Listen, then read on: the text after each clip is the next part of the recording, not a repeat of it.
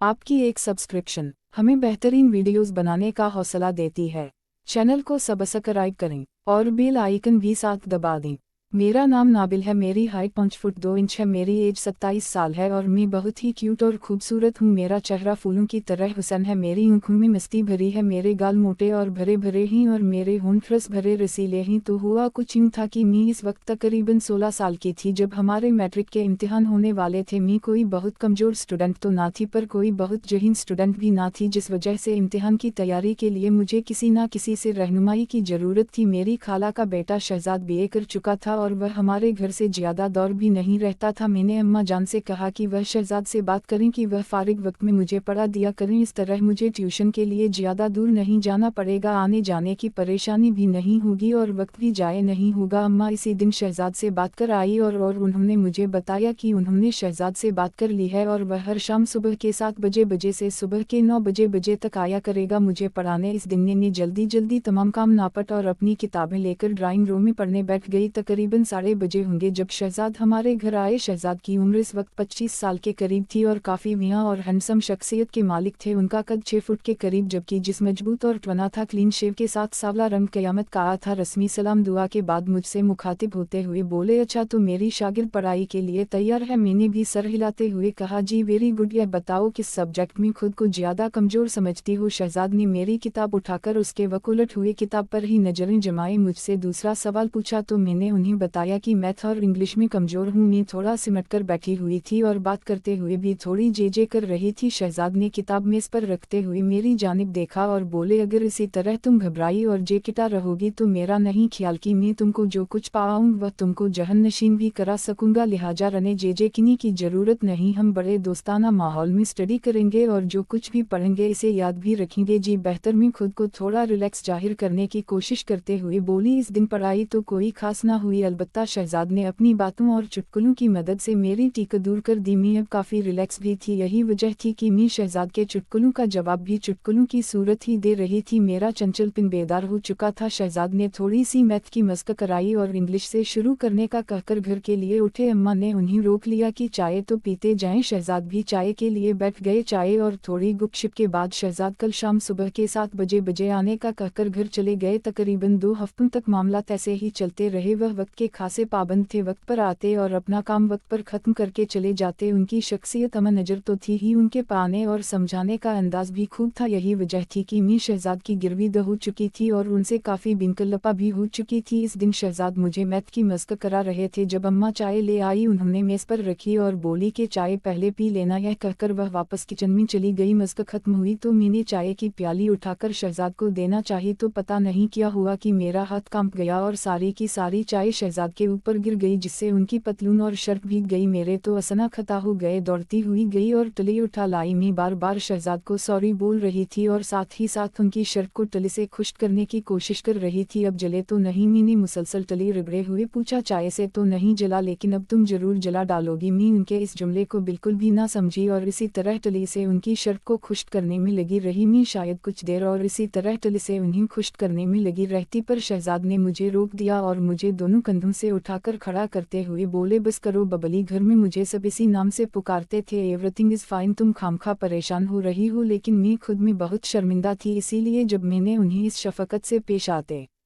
देखा तो मेरी आंखों से आंसू निकल आए। उन्होंने जब मुझे में रोते देखा तो अपनी बाहों में भरते हुए मुझे सीने से लगा लिया और माथे पर बोसा देते हुए बोला, अरे पगली रोती क्यों हो? तुमने जानबूझकर चाय थोड़ी गिराई है, यह तो आड़स आती ऐसे हुआ। उनके धार से बंधने पर मुझे हौसला हुआ और मैंने आंसूते हुए कहा, जानती हूँ कि हादसा हुआ है, लेकिन आड़सटा भी तो किसी न किसी गलती का ही नतीजा होते हैं और इस हादसे की गलती की मैं ही जिम्मेदार हूँ। शहजाद भी शायद माहौल को खुशगवार बनाना चाहते थे, इसलिए बोला, बबली मैं तुम्हें इजाज़त देता हूँ कि तुम ऐसे आड़सटा रोज किया करो। वह हंस रहे थे और उनकी यह मानवी हंसी मेरी समझ से बाहर थी। मैं भी उन्हें हंसते देखकर मुस्कुरा दी। शहजाद ने कहा कि लो वापस वहीं से शुरू करते हैं जहाँ पर हादसा हुआ था। यह कहते हुए उन्होंने मुझे अपनी बाहों के घेरे से आज़ाद कर दिया। मैंने वापस अपनी कुर्सी पर बैठकर किताब खोलना चाहा तो शहजाद ने कहा, आज का काम खत्म कल देखेंगे, मैं चलता हूँ क्योंकि इस हालत में मैं तुम्हें कुछ नहीं पढ़ा पाऊंगा। शहजाद अपनी किस हालत के बारे में कह रहे थे मुझे कुछ पता ना चला। मैं तो इस दिन जब मैं बेड पर थी तो यह वाकया बार बार मेरे दिमाग में घूम रहा था और यह सब इस वक्त तो मेरे लिए बेमानी थे, लेकिन अब उन वक़्त को सोचना अच्छा लग रहा था और मुझे पता ही ना चला कि कब नींद ने आ लिया और मैं नींद की गहरी वादी में गुट खाने लगी। इस रात मैंने बारहा ख्वाब में शहजाद को देखा। कभी हम किसी नदी के किनारे बैठे बातें कर रहे होते, कभी किसी पार्क के कोने में किसी बेंच पर बैठे कुछ राज और नियाज की बातें कर रहे होते, कभी पहाड़ों जंगलों और सहरावत, कभी ठाठ मारते समंदर की लहरों से खेल रहे होते। गरज इस रात मैंने और शहजाद ने मिलकर दुनिया जहान की सैर की। मैं इस दिन बहुत गहरी नींद सोई। सुबह उठी तो मेरे ख्वाब का हर मंजर मेरे जहन में नक्श था। मैं बिस्तर से उठना ही नहीं चाह रही थी, मैं इन ख्वाबों की दुनिया से निकलना ही नहीं चाह रही थी। मुझे इल्म नहीं कि ऐसा क्यों था, पर जो भी था बहुत पूरा था। दूसरी शाम जब शहजाद हमारे घर पहुंचे तो मैं इसी वक्त नहाकर निकली थी। मेरे बाल गीले थे और उनसे अभी तक पानी टपक रहा। शहजाद की बार बार उल्टी हुई नज़र को मैं बखूबी नोटिस कर सकती थी। मैं तो शहजाद को काबू में बसा चुकी थी, लेकिन यह लगता था कि शहजाद के मन में भी कोई बात चल रही है। दौरान सड़ी मुझे आज मेरे दिल में अजीब अजीब ख्यालात आ रहे थे। मैं नहीं जानती थी कि प्यार किया है, लेकिन इतना जरूर था कि शहजाद के कायलटा मुझे मदहोश कर रहे थे। जिंदगी में मुझे ऐसी फीलिंग पहले कभी नहीं हुई थी। यूं ही जब शहजाद मुझे मैथ के एक सवाल की मशक करा रहे थे तो मैं उनके साथ बहुत करीब हो गई थी। मैंने ऐसा कोई इरादत ना नहीं किया था, बल्कि ऐसा होना इत्तेफाक ना था। आखिर सुबह के 9 बजे और शहजाद घर जाने के लिए उठे तो मैं भी किताबें समेट कर उठी तो उन्होंने करीब से गुजरते हुए बड़ी आहिस्ते से कहा, बबली तुम आज बहुत खूबसूरत लग रही थी। मैंने चौंक कर उनकी तरफ देखा तो इस दौरान वह मुझसे दूर हट चुके थे। उनके अल्फाज सारी रात मेरे कानों में बजते रहे। शायद कावटिना के मतलब सच कहा जाता है कि वह बहुत खुद पसंद होती हैं, इसीलिए उनकी तारीफ की जाए तो फूले नहीं समाती। अगले दिन भी शहजाद वक्त पर ही आ गए। अभी हमने स्टडी स्टूडी की थी कि बिजली चली गई। मैं उठी कि मोमबत्ती जलाकर ले आओ तो शहजाद ने मेरा हाथ पकड़ लिया और बोले, हमने कौन सा मोतियों से माला रौ का नहीं है, ऐसे ही बैठ के बातें करते हैं, थोड़ी ही देर में बिजली तो आ ही जाएगी। तो मैं भी उधर ही बैठ गई और हम इधर उधर की बातें करने लगे। शहजाद ने मेरा हाथ ऐसे ही पकड़े रखा था, लेकिन मुझे अजीब लग रहा था। अगरचे शहजाद की मोहब्बत मुझ पर हावी हो चुकी थी और उनकी परअसर शख्सियत ने मुझ पर जादू सा कर दिया था, लेकिन मैं पाइट वक्कोल में इस वक्त चूंकि अंधेरा था और हम एक दूसरे के काओं के तासुवटा नहीं देख पा रहे थे। हकीकत कहूँ तो मुझे उनके हाथ अपने हाथ पर बहुत मजा दे रहा था, लेकिन कोई अंदरूनी खौफ था जो रोक रहा था। लेकिन अगर शहजाद की जगह कोई भी और होता तो मैं यकीन से कह सकती हूँ कि मैं इसका मुंह नोच लेती, लेकिन शहजाद के लिए तो मैं पहले से ही सब कुछ हारी हुई थी। लेकिन फिर भी मैं यह सब कुछ नहीं चाह रही थी। जो हो रहा था मुझे अजीब लगने लगा था, इसीलिए मैंने शहजाद के हाथ को छोड़ा और टॉयलेट जाने के बहाने वहां से उठ गई। लेकिन मैं जैसे ही उठकर कदम बढ़ाने वाली थी, पता नहीं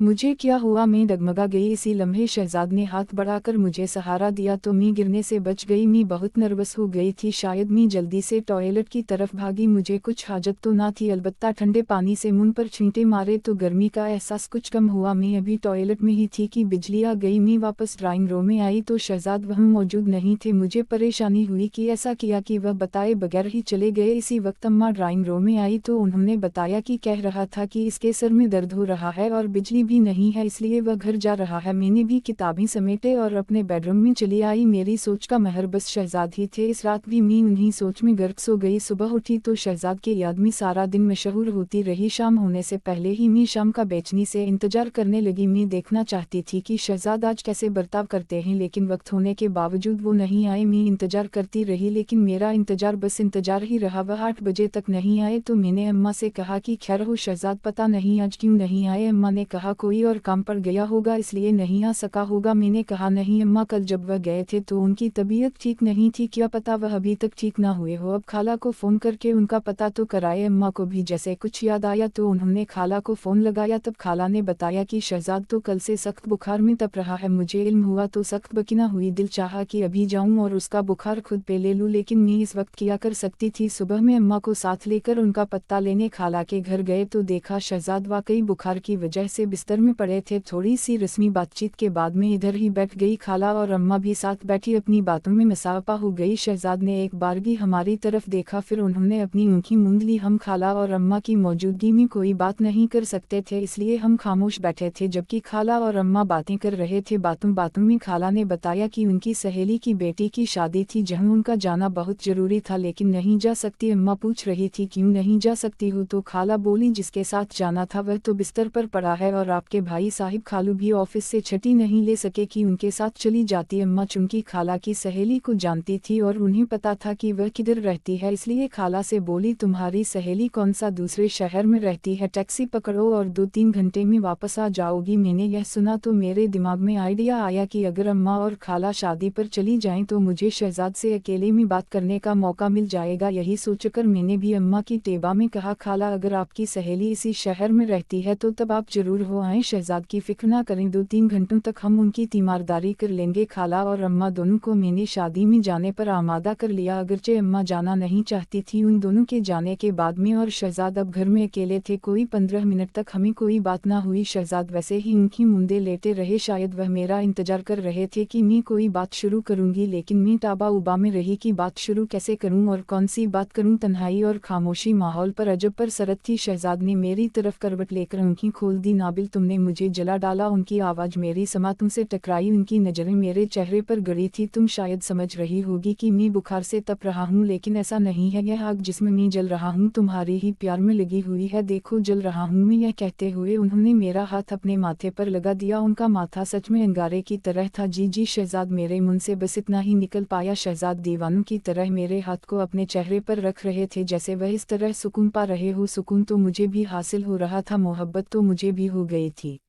जुद वो नहीं आए, मैं इंतजार करती रही, लेकिन मेरा इंतजार बस इंतजार ही रहा। वह 8 बजे तक नहीं आए तो मैंने अम्मा से कहा कि खैर हो शहजाद, पता नहीं आज क्यों नहीं आए। अम्मा ने कहा कोई और काम पड़ गया होगा इसलिए नहीं आ सका होगा। मैंने कहा नहीं अम्मा, कल जब वह गए थे तो उनकी तबीयत ठीक नहीं थी, क्या पता वह अभी तक ठीक ना हुए हो। अब खाला को फ़ोन करके उनका पता तो कराए। अम्मा को भी जैसे कुछ याद आया तो उन्होंने खाला को फ़ोन लगाया। तब खाला ने बताया कि शहजाद तो कल से सख्त बुखार में तप रहा है। मुझे इल्म हुआ तो सख्त बकिना हुई, दिल चाहा कि अभी जाऊं और उसका बुखार खुद पे ले लूं, लेकिन मैं इस वक्त क्या कर सकती थी। सुबह में अम्मा को साथ लेकर उनका पत्ता लेने खाला के घर गए तो देखा शहजाद वाकई बुखार की वजह से बिस्तर में पड़े थे। थोड़ी सी रस्मी बातचीत के बाद में इधर ही बैठ गई। खाला और अम्मा भी साथ बैठी अपनी बातों में मसाफा हो गई। शहजाद ने एक बारगी हमारी तरफ देखा, फिर उन्होंने अपनी आंखें मूंद ली। हम खाला और अम्मा की मौजूदगी में कोई बात नहीं कर सकते थे, इसलिए हम खामोश बैठे थे जबकि खाला और अम्मा बातें कर रहे थे। बातों बातों में खाला ने बताया कि उनकी सहेली की बेटी की शादी थी जहां उनका जाना बहुत जरूरी था, लेकिन नहीं जा सकती। अम्मा पूछ रही थी क्यों नहीं जा सकती हो, तो खाला बोली जिसके साथ जाना था वह तो बिस्तर पर पड़ा है और आपके भाई साहिब खालू भी ऑफिस से छुट्टी नहीं ले सके कि उनके साथ चली जाती। अम्मा चुनकी खाला की सहेली को जानती थी और उन्हें पता था कि वह किधर रहती है, इसलिए खाला से बोली तुम्हारी सहेली कौन सा दूसरे शहर में रहती है, टैक्सी पकड़ो और 2-3 घंटे में वापस आ जाओगी। मैंने यह सुना तो मेरे दिमाग में आइडिया आया कि अगर अम्मा और खाला शादी पर चली जाएं तो मुझे शहजाद से अकेले में बात करने का मौका मिल जाएगा। यही सोचकर मैंने भी अम्मा की टेबा में कहा, खाला अगर आपकी सहेली इसी शहर में रहती है तो तब आप जरूर हो आएं, शहजाद की फिक्र ना करें, 2-3 घंटों तक हम उनकी तीमारदारी कर लेंगे। खाला और अम्मा दोनों को मैंने शादी में जाने पर आमादा कर लिया। अगरचे अम्मा जाना नहीं चाहती थी, उन दोनों के जाने के बाद में और शहजाद अब घर में अकेले थे। कोई 15 मिनट तक हमें कोई बात ना हुई। शहजाद वैसे ही उनकी मुंदे लेटे रहे, शायद वह मेरा इंतजार कर रहे थे कि मैं कोई बात शुरू करूंगी, लेकिन मैं ताबा उबा में रही कि बात शुरू कैसे करूं और कौन सी बात करूं। तन्हाई और खामोशी माहौल पर अजब पर सरत थी। शहजाद ने मेरी तरफ करवट लेकर आंखें खोल दी। नाबिल तुमने मुझे जला डाला। उनकी आवाज़ मेरी समातों से टकराई, उनकी नज़रें मेरे चेहरे पर गड़ी थी। तुम शायद समझ रही होगी कि मैं बुखार से तप रहा हूँ, लेकिन ऐसा नहीं है, यह आग जिसमें मैं जल रहा हूँ तुम्हारी ही प्यार में लगी हुई है, देखो जल रहा हूँ मैं। यह कहते हुए उन्होंने मेरा हाथ अपने माथे पर लगा दिया। उनका माथा सच में अंगारे की तरह था। जी शहजाद, मेरे मुंह से बस इतना ही निकल पाया। शहजाद दीवानों की तरह मेरे हाथ को अपने चेहरे पर रख रहे थे, जैसे वह इस तरह सुकून पा रहे हो। सुकून तो मुझे भी हासिल हो रहा था, मोहब्बत तो मुझे भी हो गई थी।